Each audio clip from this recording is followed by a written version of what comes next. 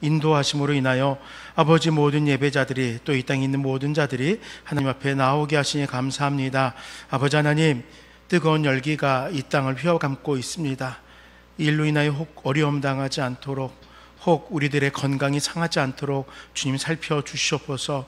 아버지 하나님, 혹여라도 형편의 어려움으로 인하여서 이 무더위를 피하지 못하는 이들이 혹시 우리 주변에 있지는 않습니까?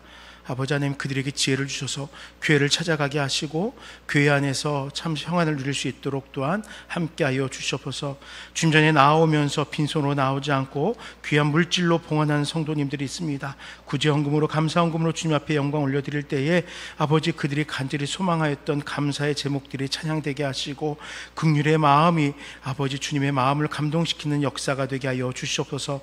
감사합니다. 예수님 이름으로 간절히 기도드립니다. 아멘. 우리 함께 예수님은 나의 모든 것 되시어 찬양 드리도록 하겠습니다.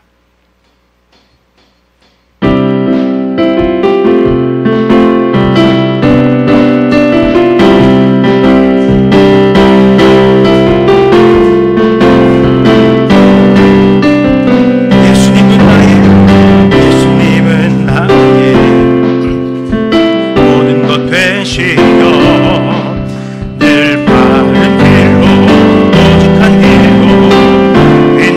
하시네. 예수님은 나의 것 되시며 가르치시며 서로 나누라 말씀하시네. 우리 모두 다 주 찬양 사랑 나누며 크고 작은 만물들이 다 주께 찬양해.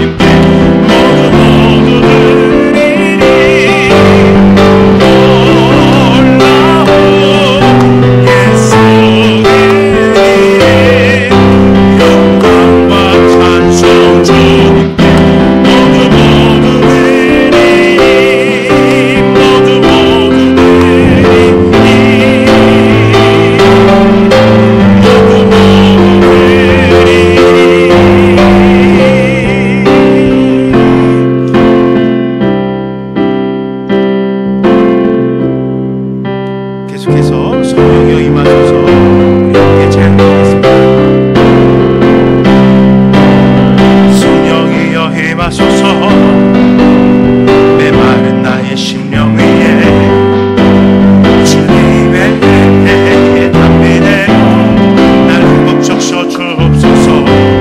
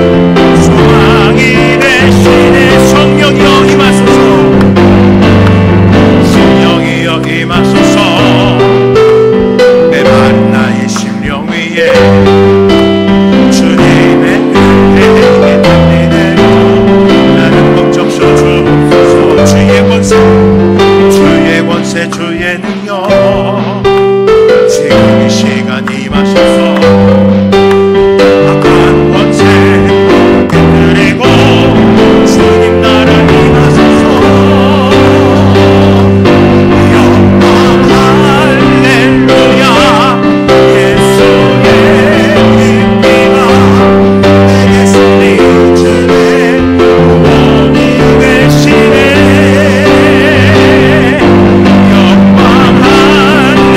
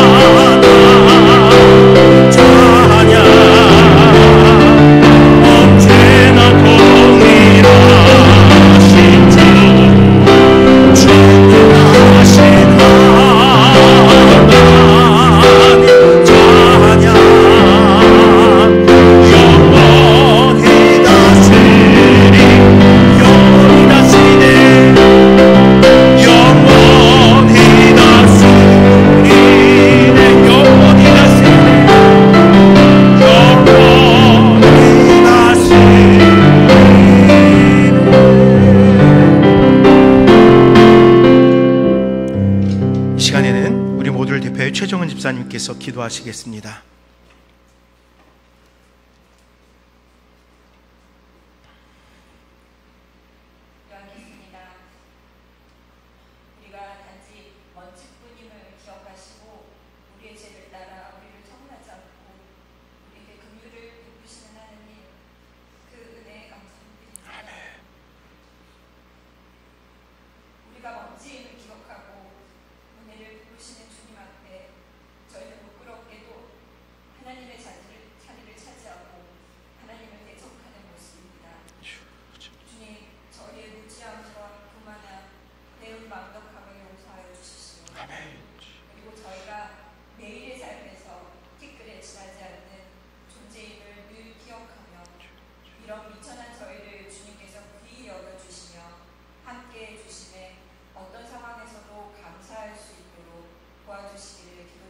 아멘.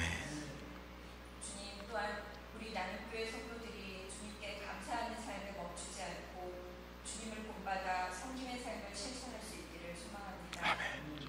가장 가까이 있는 배우자, 자녀에서부터 같은 공동체에 속한 성도들, 직장 동료, 주변 이웃에 이르기까지 우리 주변에 있는 한 명 한 명이 주님께서 섬김의 대상으로 허락하신 이들임을 기억하며 종의 마음으로 그들을 섬기기를 원합니다. 아멘. 그리하여 예수님의 발자취를 따라가며 그리스도의 향기를 세상에 전하는 착하고 충성된 일꾼으로 칭찬받기를 소망합니다. 아멘. 주님, 무더위와 함께 본격적인 휴가철이 시작됩니다. 우리 성도님들 개개인 모두에게 피서의 시간을 허락하여 주시기를 간구드리며 또한 몸과 마음의 휴식이 주님과 깊은 교제를 나눌 수 있는 신앙의 재충전의 시간으로 이어질 수 있기를 기도드립니다. 아멘. 주님, 이 시간 공동체로 함께 드리는 예배 가운데 내려주시는 주님의 축복을 아낌없이 부어주시기를 기도드립니다. 아멘. 특별히 말씀을 전하시는 목사님들께 말씀의 크고 비밀한 것들을 늘 밝히 보여주셔서 강단에서 말씀이 선포될 때마다 우리 성도들이 하나님을 아는 지식에 자랑이 있게 하여 주십시오.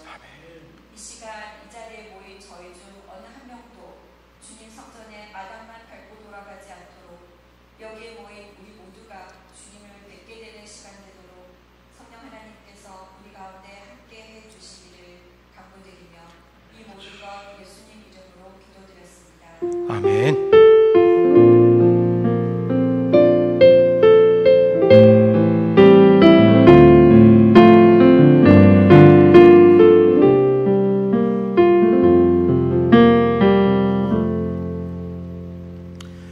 이 시간 함께 묵상하실 말씀은 마태복음 9장 1절에서 38절까지의 말씀입니다. 신약성경 13쪽 마태복음 9장 1절부터 38절의 말씀입니다.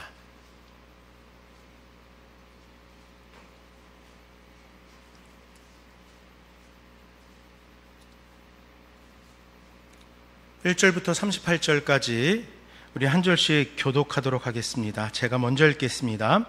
예수께서 배에 오르사 건너가 본 동네에 이르시니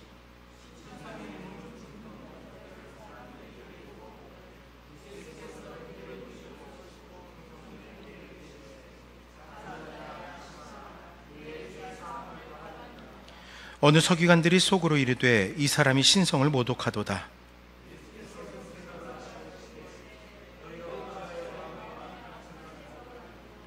내 죄 사함을 받았느니라 하는 말과 일어나 걸어가라 하는 말 중에 어느 것이 쉽겠느냐?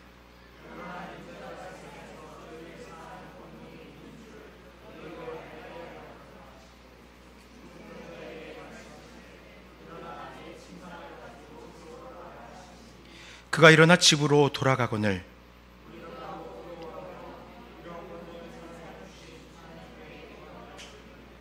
예수께서 그곳을 떠나 지나가시다가 마태라 하는 사람이 세간에 앉아 있는 것을 보시고 이르시되 나를 따르라 하시니 일어나 따르니라.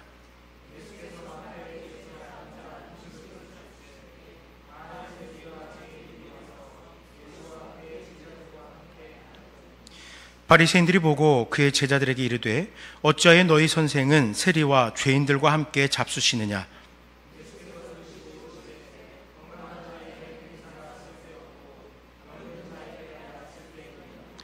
너희는 가서 내가 긍휼을 원하고 제사를 원하지 아니하노니 하신 뜻이 무엇인지 배우라. 나는 의인을 부르러 온 것이 아니요 죄인을 부르러 왔노라 하시니라.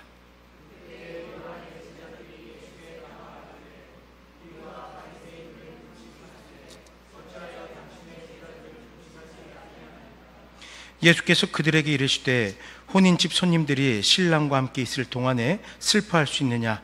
그러나 신랑을 빼앗길 날이 이르리니 그때에는 금식할 것이니라.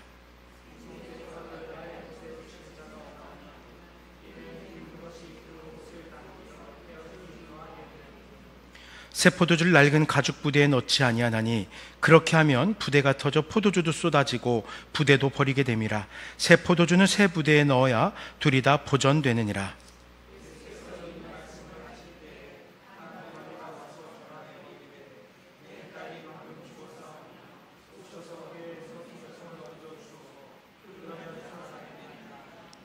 예수께서 일어나 따라가심에 제자들도 가더니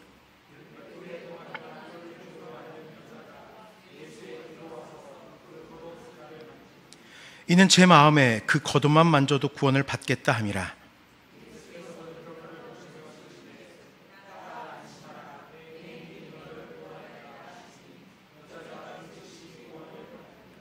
예수께서 그 관리의 집에 가사 피리 부는 자들과 떠드는 무리를 보시고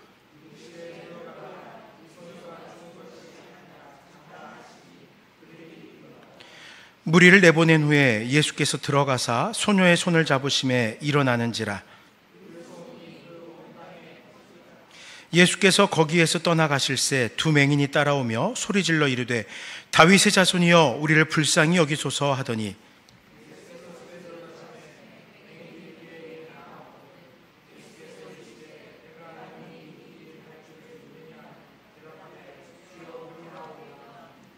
이에 예수께서 그들의 눈을 만지시며 이르시되 너희 믿음대로 되라 하시니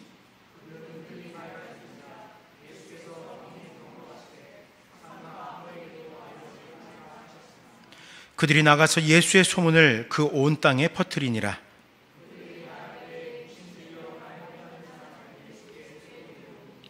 귀신이 쫓겨나고 말 못하는 사람이 말하거늘 무리가 놀랍게 여겨 이르되 이스라엘 가운데에서 이런 일을 본 적이 없다 하되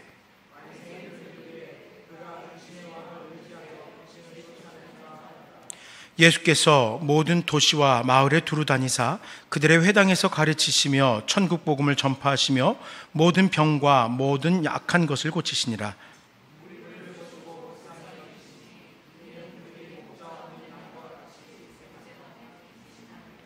이에 제자들에게 이르시되 추수할 것은 많되 일꾼이 적으니 그러므로 추수하는 주인에게 청하여 추수할 일꾼들을 보내주소서 하라 하시니라. 아멘. 잠시 기도하겠습니다.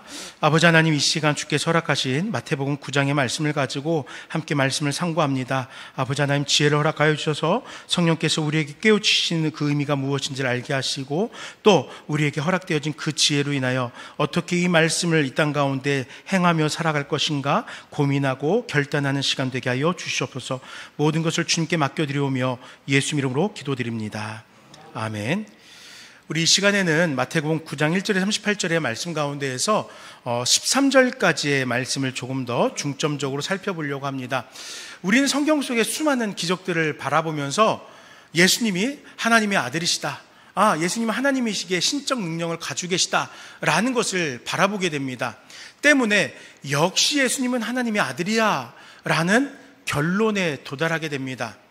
그렇기 때문에 이러한 예수님의 기적을 바라보는 입장에서 8장과 9장, 마태복음의 이 8장과 9장에서 만나는, 또 성경에 나와 있는 수많은 예수님의 기적을 바라보는 우리들은 예수님만이 그리스도시고 사망과 죄와 그 죄의 속박에 대한 권세를 가셨다라는 것을 깨닫게 됩니다.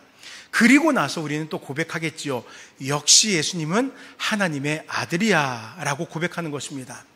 그런데요, 이 수많은 사건들은 역시 예수님은 하나님의 아들이야 라는 그 고백을 넘어 한 가지 중요한 고백으로 우리를 인도합니다. 그것은 바로 메시아이신 예수님을 고백하는 거예요.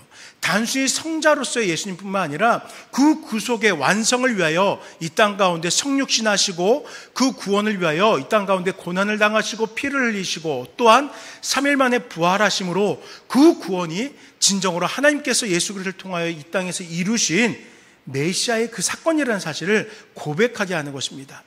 예수 그리스도가 참 하나님이시며 인류를 구원할 참 메시아라는 사실을 고백하도록 이끌어가는 것이에요. 때문에 오늘 묵상하면서 만나는 기적들 속에서 구원자 메시아로서의 사랑이 듬뿍 담겨져 있음을 우리는 발견해야 됩니다. 고통 속에 있는 사람들을 안타깝게 여기시고 사랑과 구원의 복음을 계속적으로 전하시는 그 주님의 사랑이 담겨 있는 것이에요. 예수님은 중풍병자와 혈루증으로 고통당하는 여인을 고치셨습니다. 예수님을 다윗의 자손으로 고백하며 불쌍히 여겨달라 하는 맹인들의 눈을 뜨게 하셨어요. 또한 죽은 딸을 살려달라고 요청하는 그 관리의 딸을 살리심으로써 하나님의 아들이신 그 신적 권능을 보이셨던 겁니다. 세리와 죄인들과 함께 음식을 잡수시면서 이들과 같은 죄인을 위해 이 땅에 오셨다고 밝히셔요. 메시아라는 그 사실을 우리들에게 반복하여서 주지시켜 주셨던 거예요. 예수님이 이같이 많은 기적과 함께 이스라엘의 곳곳을 다니십니다. 그리고 치유보다 더 중요한 것, 바로 천국 복음을 전하셨던 거예요. 왜냐하면요, 예수님은 이스라엘 백성들을 불쌍히 여기시고 그들이 목자 없는 양과 같음을 아셨기 때문입니다. 그래서 예수님은 이스라엘의 백성들을 돌보셨고 제자들에게도 추수할 일꾼을 더 보내달라고 하나님께 간구하라 명령을 내리신 거예요. 여러분 어떻습니까?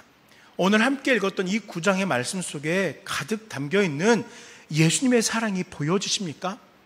함께 이 9장을 읽고 묵상하면서 우리를 향한 그 사랑에 한 걸음 더 가까이 다가가기를, 그 가까이 다가가서 예수님의 그 사랑을 오롯이 누리는 귀한 시간 되기를 간절히 축원드립니다. 먼저 1절부터 8절까지의 말씀을 통해서 내 죄사함을 받았느니라 하시는 예수님의 그 선포, 그 주권의 선포를 우리가 함께 좀 살펴보려고 합니다. 로마서 5장 12절 말씀에 보면은요, 한 사람으로 말미암아 죄가 세상에 들어오고 죄로 말미암아 사망이 왔나니 라고 증거하고 있습니다. 즉 죄의 결과는 오직 죽음뿐이라는 사실을 우리에게 교훈하는 거예요. 때문에 죄의 문제가 해결되어야 죽음에서 벗어날 수 있는 것이고, 죄의 문제를 해결하기 위해서는 오직 구원자 되신 예수 그리스도의 은혜 없이는 불가능함을 우리는 고백할 수 있어야 돼요. 그렇다면 여러분, 이 은혜가 무엇입니까? 이 은혜는요, 결코 스스로 갚을 수 없는 죄의 그 문제를, 그 짐을 해결하는 것입니다. 모든 인간들은 죄로 인해서 영원한 죽음을 피할 수 없어요. 하지만 구원자이신 예수님께서 죄의 문제를 해결해 주셨습니다. 본문을 살피면요, 한 무리가 예수님께 다가왔습니다. 그들 한가운데는 한 사람이 누워있는 침상이 있었어요. 중풍병자였어요. 스스로 움직일 수도 없는 중한 상태의 중풍병자가 예수님 앞에 놓여 있습니다. 무기력한 모습으로 침상에 누워있으니 얼마나 초라하게 느껴지겠습니까? 저희 외할아버지도 꽤 오랜 시간을 중풍으로 고생하시다 돌아가셨거든요. 왼쪽을 잘 사용하실 수가 없었어요. 왼쪽에 마비가 있으셔서. 그래도 제가 어릴 때는 쩔뚝거리시지만 인근에 있는 교회를 출석하셨고 또 한쪽 손으로 불편함 속에서 일상의 삶을 살아가셨어요. 근데 연로하시면서 몸의 기력이 떨어지고 하니까 이도 어려운 거예요. 그래서 이제 제가 중학교 때부터는 할아버지를 모시고 교회에 모셔다 드리고 이런 일들이 반복됐었는데, 어릴 때는 미처 몰랐는데 그렇게 움직이시지 못하게 되는 할아버지의 모습을 보니까 너무 안타까운 거예요. 불쌍한 거예요. 어릴 때는 할아버지가 온전하지 못한 모습을 보면서 제가 철없이 할아버지한테 장난도 치고 놀리기도 하고 그랬어요. 엄마 아빠한테 혼나면서도 그게 나쁜 줄도 모르고 그렇게 철없이 행동을 했었어요. 그런데 조금 크다 보니까 그 할아버지의 연약한 모습이 제 마음이 느껴지는 거예요. 너무 초라한 거예요. 불쌍한 거예요.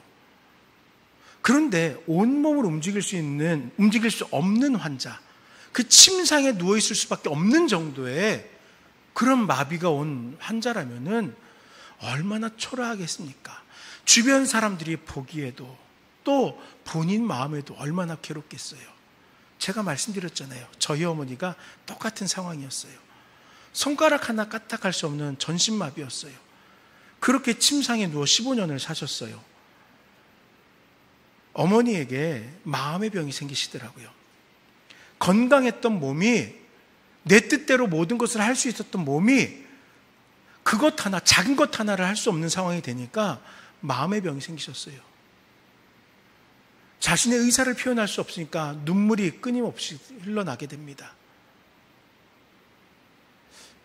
어떻게 보여지겠습니까? 안타깝죠. 초라하죠. 불쌍하죠.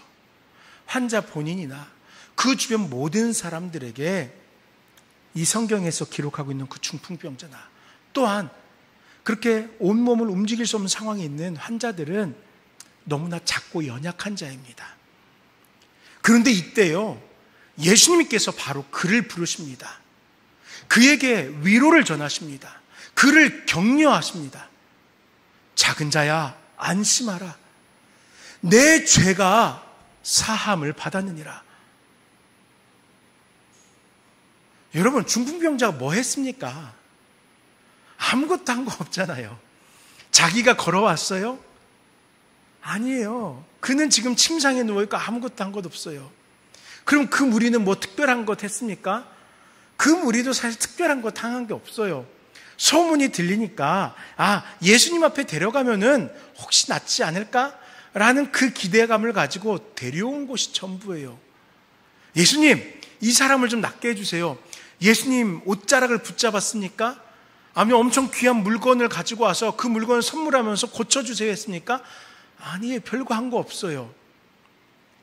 그냥 일상적인 모습으로 주 앞에 데리고 나왔던 거예요. 이 작은 자를 주 앞에 내어놓았던 것입니다. 예수님께서 이 중풍병자를 바라보셔요. 그런데 이 중풍병자를 대하는 예수님에게는 계획이 다 있더라고요. 먼저 시급한 영적인 문제를 해결해야 하는 거예요. 그리고 그 질병을 치유하는 것이 예수님의 두 번째 계획입니다. 여러분, 왜 영적인 문제가 더 시급할까요? 분명히 사람들 눈에는 중풍이라는, 그것도 조금 심한 게 아니라 엄청난 상태여서 침상에서 움직일 수 없는 그런 중한 병이 더 심각하며 크게 보여지잖아요. 그러면 이 병을 치료하셔야지 왜 영적인 문제를 더 시급하다 보시는 걸까요? 주님 시선에서는요, 죄로 인하여 죽은 영혼이 먼저 보였던 것입니다. 죄로 인하여 생명을 누리지 못하고 있는 그 죽은 자가 보였던 것이에요. 물론 우리 모두 다 그렇습니다. 예수님 보시기에 우리들은 죄로 인하여 죽은 자들이에요. 때문에 그 생명을 살리고자 하신 것입니다. 중풍병자에게 내 죄사함을 받았느니라 말씀합니다. 우리들이 들을 수 있도록 아버지 저들을 사여 주옵소서 자기들이 하는 것을 알지 못함이니이다 라고 말씀하심으로 다 이루었다 선포하시고 죄로 인하여 죽었던 우리들의 그 죄의 문제들을 해결하셨던 거예요. 그것이 시급한 거예요. 그것이 우선돼야 되는 거예요. 중풍병자는 영혼의 죽음에서 일어나게 됩니다. 그리고 중풍병으로 인하여 누워있던 침상에서 일어납니다. 건강한 회복된 모습으로 집으로 돌아가게 되는 거예요. 마태는요, 이 놀라운 역사를 목격한 후에 이렇게 고백합니다. 함께 9장 8절의 말씀을 읽어보도록 하겠습니다. 8절입니다. 무리가 보고 두려워하며 이런 권능을 아멘. 병자의 치료, 그리고 더 나아가 죄를 사해 주신 그 권능은 결국은 주권자 되시는 구원자 되시는 하나님께 영광을 돌리게 한 것입니다. 우리의 구원받은 삶은요, 우리의 회복되고 변화된 삶은요, 그 자체로 이 세상을 향하여 영향력을 가지게 될 거예요. 하나님의 이름을 거룩하고 영화롭게 할 뿐만 아니라 내가 살던 그 삶의 자리가 바뀌어지게 하는 것이에요. 나는 그냥 평범하게 살아가고 있지만, 그냥 평범하게 일상을 살아가고 있지만, 침상에 누운 중풍병자가 보통의 한 사람이 된 것과 같이 세파에 찌들려 힘을 잃은 성도들이 권능을 드러내는 하나님의 사람 되도록 변화시킨 거예요. 그것이 바로 예수 그리스도의 메시아 되신 그 능력인 것입니다. 사랑하는 성도 여러분, 들리십니까? 내 죄사함을 받았느니라 라는 그 선포가 들리고 있습니까?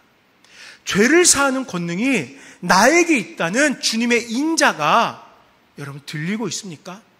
더 나아가 십자가 위에서 다 이루었다 선포하신 그 권능으로 오늘도 죄로 인하여 죽은 자가 아닌 새 생명을 바라는 주의 백성, 주의 성도가 되길 축원하는 우리 모두가 되시기를 간절히 소망합니다. 이제 9절의 말씀을 가지고 나를 따르라 라는 주님의 음성을 좀 들어보려고 합니다. 예수님의 새로운 행적이 우리의 이목을 집중시키게 됩니다. 조금 전에 중풍병자를 회복시키신 주께서는 이제 마태라 하는 사람을 세관 앞에서 부르십니다. 세관 앞에서 그를 만났으니까 아마도 그는 어떤 사람이겠어요? 세관원, 세리일 것입니다. 여러분 아시죠? 세리가 어떤 사람인지. 헬라어로 세관원, 탈로네스라는 단어는요, 세금과 사는 사람이란 뜻이에요. 좋은 의미로 세금과 사는 사람이 아니라 쉽게 말해 세금의 눈이 빨개진 사람이란 뜻이에요. 그래서 탈로네스라는 단어 말고 모케스라고도 부르면서 이들이 세금을 걷어들이기에 얼마나 악착같이 사람들을 괴롭혔는지를 조롱하기도 합니다. 세금과 사는 사람, 세금을 걷어들이기에 일하는 사람, 그들은요 로마 정부가 부여한 여러 명목의 세금을 징수하는 일을 했어요. 때로는 악질적으로 자신의 그 할당량을 채우기 위해서 그 이상을 거두어서 자신의 뒷주머니를 채우기 위해서 일했던 사람들이 세리였습니다. 그러니까 세금과 같이 사는 사람이라는 조롱을 받았겠죠. 세리 자체에 대해서 그러다 보니까 그 당시의 사람들은 결코 좋게 바라볼 수가 없어요. 죄인으로 바라보았고요, 창녀와 같이 바라보았고요, 살인자와 같이 바라보았습니다. 또 유대인들에게 이 세리들은 이방인들과 다를 바 없는 배척하고 천한 자였어요. 비난받아 마땅한 자들이었습니다. 그런데 그 가운데 속했던 마태, 그가 유대인들에게 환영을 받았을까요? 못 받았을까요? 이렇게 물어보면요, 우리 교회 학교 학생들은 못 받았어요 라고 대답을 합니다.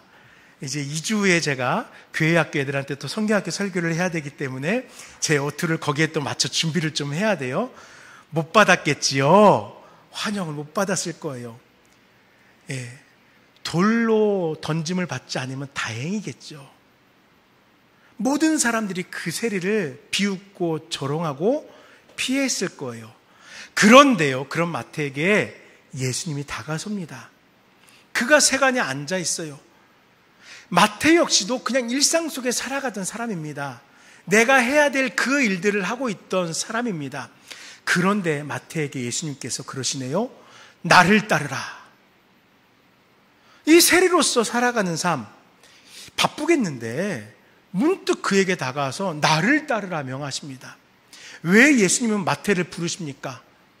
그가 회개하는 모습을 가지고 회당에서 예수님의 말씀을 지금 듣고 있습니까? 또는 예수님의 말씀을 가르치는 곳에 열정을 당하여 쫓아오고 있습니까? 예수님이라면 뭔가 특별한 일을 할 거야 라면서 뭔가 기대와 소망을 가지고 예수님을 쫄래쫄래 쫓아오고 있어요?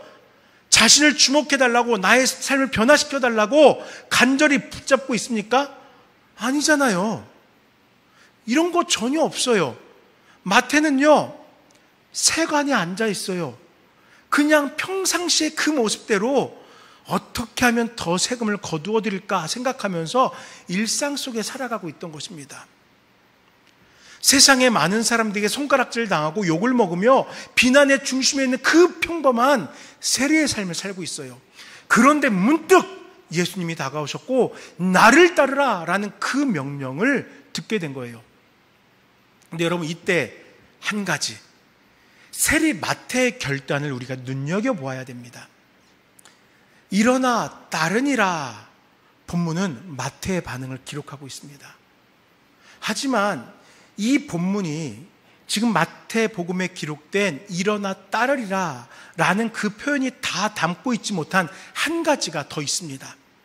나를 따르라는 그 부르심의 원뜻은요, 뭐냐면요, 모든 것을 버리고 따르라 라는 뜻이에요. 단순히 이리 와 이게 아니에요. 그거 하지 마, 그거 내려놔, 그거 맡겨, 그리고 가자, 이거예요. 모든 것을 버리고 지금까지 모든 삶의 유익, 세리로서 누리던 부를 포기하는 결단이 있어야 됩니다. 그런데 한 가지 또 다른 결단이 필요합니다. 마태가 세리라는 직업 또한 버려야 되는 거예요. 마태가 세리라는 삶 속에서 지었던 죄를 버려야 되는 거예요. 그리고 예수님을 따라야 되는 거예요. 즉, 나를 따르라, 모든 것을 버리고 나를 따르라 라는 것에는 지금 현재 내 삶뿐만 아니라 지난 날에 대한 자기의 부인이 필요한 거예요. 예수님께서 자기를 부인하고 십자가를 지고 나를 따르라 하시는 그 자기 부인이 세리에게 선포되었던 거예요. 마태는 좀 겸손한 사람인 것 같아요. 이 사건, 자신의 변화의 모습을 기록하고 있잖아요. 일어나 따르니라, 자신의 지난날의 모습을 매우 담백하게 이렇게 9장 9절에 기록을 했거든요. 그런데 이 같은 사건을 누가복음에서는 이렇게 기록합니다. 5장 28절에서 기록하기를 그가 모든 것을 버리고 일어나 따르니라, 이렇게 기록합니다. 그 말씀의 뜻대로 세상에서 만족하였던 삶의 유익과 세상에서 부여잡고 있었던 모든 죄의 짐들을 버리고 예수님을 따랐다라고 증거하는 거예요. 마태의 이러한 결단 행동은요, 예수님을 따르겠다고 고백하는 성도들에게 때로는 귀감으로 또 때로는 부담으로 다가올 수 있어요.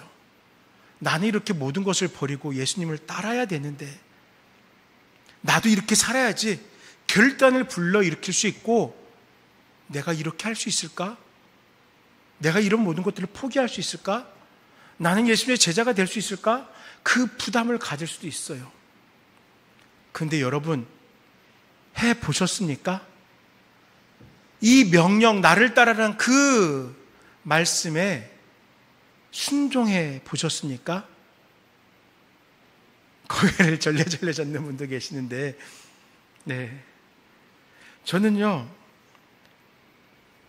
항상 그 생각을, 그 드라마의 한 장면을 기억해요. 정지용 씨가 이제 주인공으로 그려졌던 드라마 영웅시대라고 있어요. 거기에 한 장면, 그 정지용 씨의 배역을 맡았던 배우가 직원들을 쭉 늘어놓고, 회장님 이거 안 됩니다, 안 됩니다, 안 됩니다. 그러니까 그분이 딱 이렇게 얘기해요. 해봤어? 네. 저는 그 장면이 기억에 남아요. 여러분, 부담이 되는 일들 분명히 있을 수 있습니다. 나를 따르라 라는 그 결단을 요청받을 때 이것이 내 삶에 큰 짐이 될 수도 있습니다.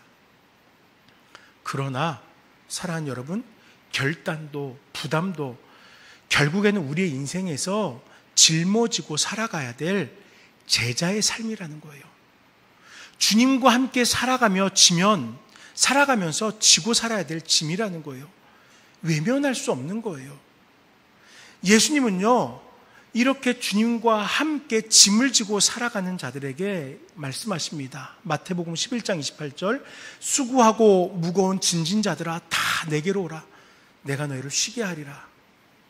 만약 모든 것을 버리고 따르는 결단이 고된 일이라면은 이 일에 주님께서 쉼을 주실 것이에요. 먼저 따르기를 결단하면 되는 겁니다. 마태와 같이 나를 따르라 라는 그 음성에 모든 것을 버리고 일어나 따르기를 결단하는 그 명령에 변화되어서 제자로 살아가는 것에 더욱 힘쓰는 우리 모두가 되시기를 간절히 축원합니다.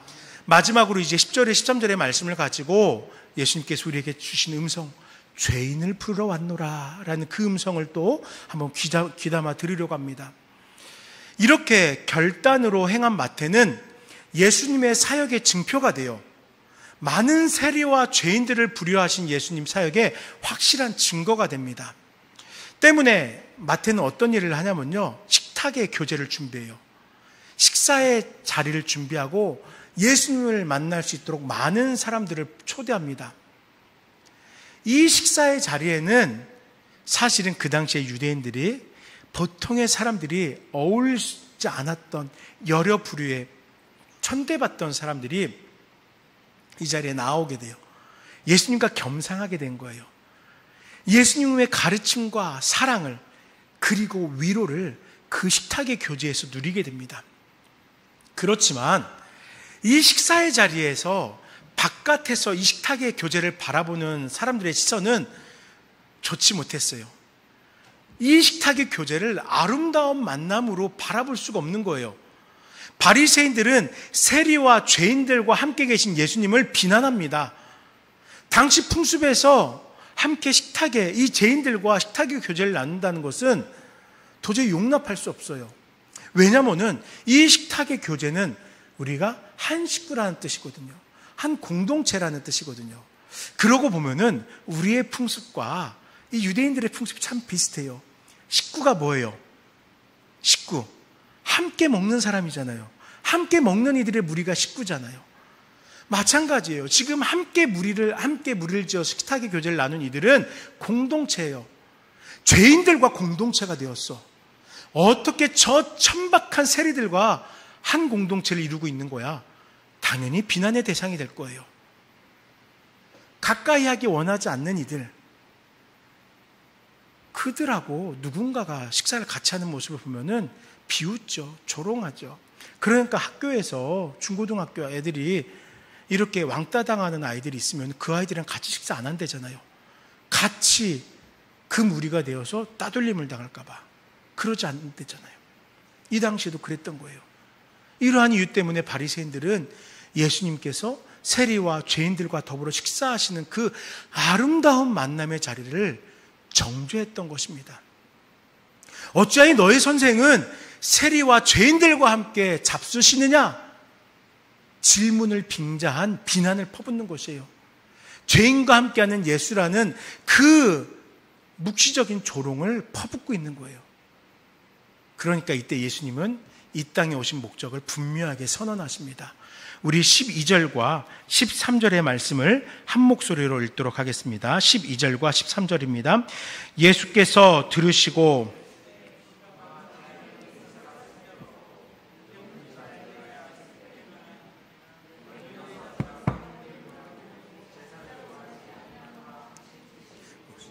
배우라. 나는 의인을 부르러 온 것이 아니요 죄인을 부르러 왔노라 하시니라. 아멘. 죄사함의 권세를 가지신 예수님은 죄인들을 불러서 죄를 사해 주시고 하나님 나라의 백성으로 변화시켜 주신 거예요. 즉, 이 식탁의 교제에 함께하였던 이들, 우리는 성경 속에서 그들의 믿음을 고백하였다라는 그 이야기를 찾을 수는 없지만, 나는 죄인을 부르러 이 땅에 왔다라는 그 고백을 통해서 분명 예수님과 함께 식탁의 교제를 나눴던 그 세례들, 그 죄인들은 구원받았을 거야 라는 소망을 가지면서, 그렇다면은 나도, 이 부끄러운 믿음으로 살아가는 나도 그 구원에 합당한 은혜를 누리며 살 수 있지 않겠어? 나는 그래도 주님 앞에 나아가 내가 믿는다고 고백하는데, 성찬의 예식을 통해서 주님과 함께하길 원한다고 고백하는데, 그럼 나도 그 죄사함의 큰 은혜를 분명히 누리며 살고 있는 것 아니겠어? 확신할 수 있는 거죠. 세리가 모든 것을 다 버리고 예수님은 앞으로 나왔어요. 그 인생의 변화가 나타났을 거예요. 죄인들이 예수님과 한 식탁에 둘러앉았습니다. 예수님 앞에 자신 인생의 수치와 죄악을 들고 나와 지난 날을 회개했을 것이에요. 새롭게 살아갈 것을 결단했을 거예요.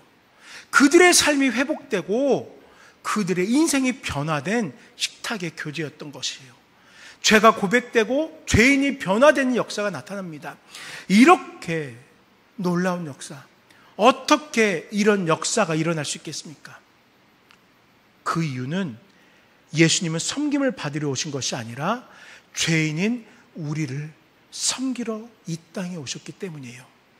그리고 자신의 생명을 많은 이들의 대속물로 주시기 위해서 이 땅에 성육신하신 하나님의 아들이시기 때문입니다. 예수님의 십자가 대속은 죄인 이대욱을, 또 죄인 누구를 예수님의 식탁으로 불러주셨습니다. 아버지 하나님과의 영원한 교제로 불러주신 거예요. 여러분들도 그 자리에 앉아 계시죠? 예수님께서 나를 부르셔서 이 자리에 나올 수 있었어 라고 동의하고 있습니까? 이제 말씀을 좀 정리해 볼게요.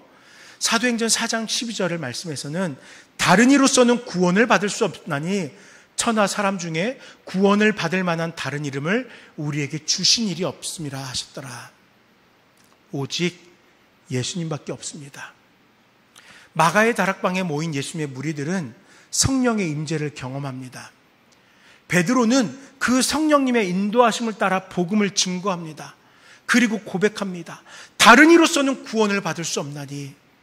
맞아요. 오직 예수님만이 죄사함의 권세를 가지셨습니다. 죄로 죽었던 자들을 구원하시는 유일한 구원자가 되십니다. 예수님은요, 의인이 아닌 죄인을 위하여 이 땅에 오신 거예요. 때문에 죄인인 나에게 예수님은 유일한 구원자가 되셨습니다. 때문에 우리는 나를 따르라 라는 주님의 음성 앞에 모든 것을 버리는 결단이 있어야 됩니다. 내 죄사함을 받았느니라 선포하시면서 죄인을 부르러 왔노라 라고 선언하신 그 구속의 은혜를 기억하면서 죄인인 내가 예수님을 따르는 놀라운 역사를 누리는 우리 모두가 되길 간절히 축원합니다. 우리 이 시간 잠시 기도할 때 주님, 주의 그 부르심 가운데 주님 앞에 나왔습니다. 이제 내 삶 속에서 주 앞에 순종함으로 나아가길 원합니다. 내 인생을 주님께서 함께 하셔서 오직 구원자 되신 주님과 영원토록 함께하는 나의 삶 되게 하여 주시옵소서. 오직 나의 구원자 되신 주님을 찬양하며 경배하게 하옵소서. 잠시 기도하도록 하겠습니다. 살아계신 아버지 하나님 감사합니다. 이 시간 주님께서 부르셨기에, 주님께서 인도하여 주셨기에 주 앞에 나왔습니다. 나의 그 어떠한 모습도 의롭다 여겨질 수 없지만 주께서 우리를 의롭다고 여겨주시고 인도하여 주셨습니다. 주님 감사합니다. 주님의 인도하심을 따라서 오직 주만을 바라보는, 오직 주님께 나아가는 아버지여, 주님 앞에 겸손히 예배하는 삶 살아가는 우리 모두가 되게 하여 주시옵소서. 사랑하는 나눔교회 성도님들, 무더위 속에서도 그 짜증과 힘든 삶 속에서도 나를 따르라라는 그 음성에 끊임없이 일어나 주님을 따르는 모든 심령 되게 하여 주시옵소서.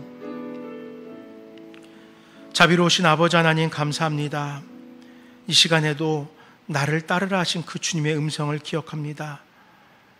내 죄사함을 받으라라고 하신 그 놀라운 은혜를 기억하게 하시고, 아버지 하나님, 이 세상을 살아가면서 주님 다시 오실 그날까지 죄인을 부르러 이 땅에 오신, 나를 부르러 이 땅에 오신 주님의 그 크신 은혜와 사랑을 통하여 구원의 완성을 소망하고 그 구원에 합당한 삶을 살아가는 모든 나눔교회 성도들 될 수 있도록 함께하여 주시옵소서. 감사합니다. 예수님 이름으로 간절히 기도드립니다. 아멘. 우리 함께 나를 지으신 주님 찬양드리겠습니다.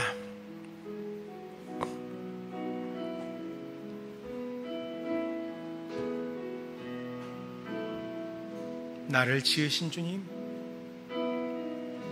나를 지으신 주님, 내 안에 계셔. 처음부터 내 삶은 그의 손에 있었죠. 그는 내 아버지, 그는 내 아버지. 난 그의 소유, 난 그의 소유. 내가 어딜 가든지 날 떠나지 않죠. 내 이름 아시죠? 내 이름 아시죠. 내 모든 생각도 내으라 부를 때 그가 들으시죠. 내 이름 아시죠. 내 이름 아시죠. 내 모든 생각도 아바라 부를 때, 아바라 부를 때 그가 들으시죠. 아멘. 네. 광고 간단하게 전하겠습니다. 오전 예배 때도 전하였지만은 여러분들의 귀한 헌금은 예천군에 잘 전달하였습니다. 여러분들 마음을 모아주셔서 너무나 감사드리고, 그리고 또 그 어느 때보다도 더 힘써서 이렇게 마음을 표현해 주셔서 너무나 감사드립니다. 다음 주 오전 예배에는 북한 선교 세미나를 진행하게 됩니다. 한국 대학생 선교회에서 선교사로 수고하고 있는 기종봉 선교사님께서 나오셔서 이렇게 북한에 관한 실상과 또 우리가 어떻게 북한을 위해서 기도해야 될 것인지 귀하게 말씀을 나눠주시겠습니다. 여름 교육 행사가 이제 곧 시작됩니다.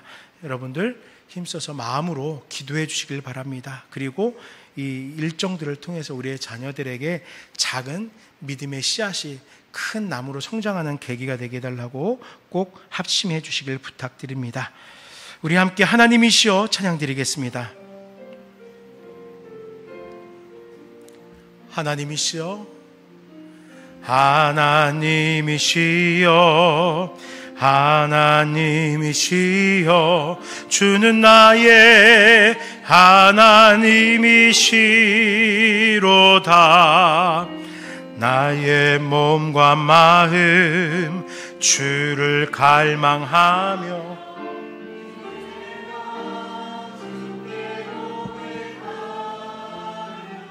여호와는 나의 힘이요, 여호와는 나의 힘이요, 여호와는 나의 구원이시니 내가 누구를 두려워하리요, 두려워하리요. 여호와는 생명의 피난처시니 주의 인자가 생명보다 나음으로 내 입술이 여호와를 찬양하리.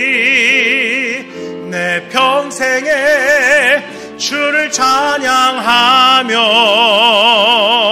주의 이름으로 내 손 들리라. 주의 인자가 생명보다 나음으로, 주의 인자가 생명보다 나음으로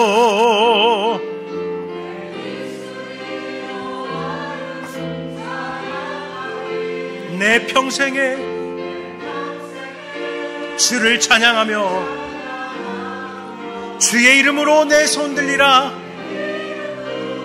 내 손 주의 이름으로 내 손 들리라. 주의 이름으로 내 손 들리라. 주님 감사합니다. 이 시간에도 주께서 함께하여 주셔서 주의를 온전히 성수할 수 있는 신앙이 우리 가운데 고백되어지게 하시니 감사합니다. 이른 시간부터 주님 앞에 모여 예배합니다. 또 이 무더위 속에서도 이 주의 전을 지키며 예배하였습니다. 우리의 이 작은 예배의 모습이 오늘 하루를 온전히 주님과 동행할 것을 소망합니다. 주님, 하루하루 주님과 함께 동행하는 것, 때로는 우리에게 적지 않은 부담이 될 수도 있습니다. 그러나 마태가 그 세관, 많은 사람들이 바라보는 그 자리에서 모든 것을 버리고 주님을 따른 것과 같이 우리도 이 세상에 많은 사람들이 비웃고 조롱하며 바라보는 그 자리 가운데서 결단하여서 주님을 따라 예배하는 우리 모두 될 수 있도록 함께하여 주시옵소서. 내 제사함을 받으라라고 하신 주님의 그 음성이 이 시간에 우리의 입술을 통하여서 아멘으로 화답되어지게 하시고 나의 구원자 되신 주님을 찬양하며 내 영혼을 주님과 함께할 것을 소망하는 모든 나눔교회 성도님들을 되게 하여 주시옵소서. 섬김을 받기 위함이 아니라 죄인된 우리를 섬기기 위해 이 땅에 오신 주님을 찬양합니다. 우리 한 주간의 삶을 살아갈 때도 매 순간순간마다 나의 구원자 되신 주님을 예배하게 하시고 그 주님의 뜻을 따라 살아가는 우리의 신앙 되게 하여 주시옵소서. 모든 것 주님 앞에 감사드리며 우리의 두 손을 들어 주님을 찬양하고 경배하오며 예수 이름으로 간절히 기도드립니다. 아멘. 여호와는 너에게 복을 주시고 너를 지키시길 원하며 여호와는 그의 얼굴을 우리에게 비추사 은혜 베푸시길 원하며 여호와는 그 얼굴을 우리를 향하여 드사 평강 주시기를 원하노라.